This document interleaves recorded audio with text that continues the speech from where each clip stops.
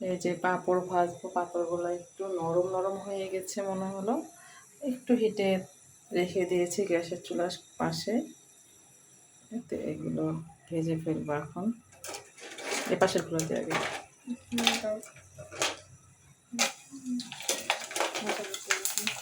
নড়াতে হবে, নড়াতে হবে, নরম পাঁপড় নড়াইতে হবে, পুড়ে যাচ্ছে মশলা।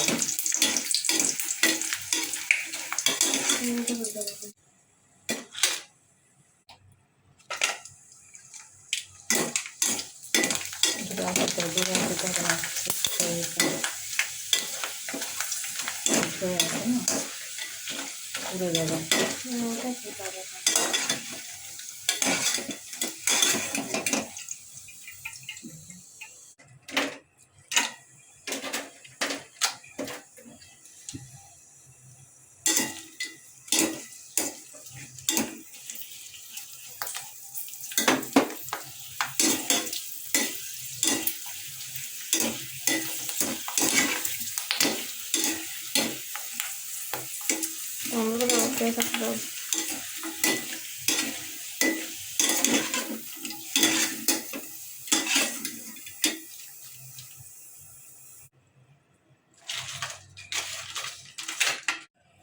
এই যে পাঁপড় ভাজা হয়েছে এখন।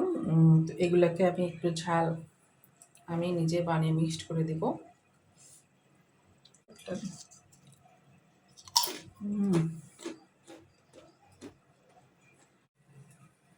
ফাইনালি এই যে পাঁপড় ভাজা হয়ে গেছে মুচমুচে।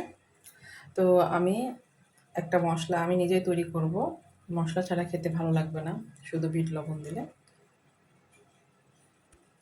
আমার মতো কে কে পাঁপড় খেতে ভালোবাসেন অবশ্যই জানাবেন কমেন্ট বক্সে। তো আমি মশলাটা তৈরি করে নিই। আমি দিয়ে ফেলেছি এখানে একটু ধনের গুঁড়ো, জিরের গুঁড়ো আর মরিচের গুঁড়ো, একটু বিট লবণ নিয়েছি। এটা এখন আমি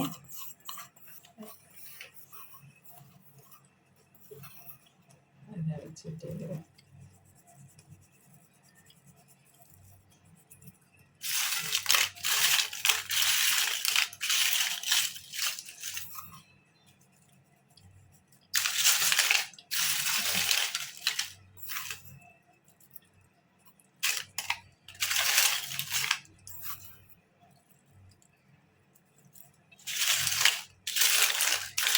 একটু দিতে হবে উল্টায়।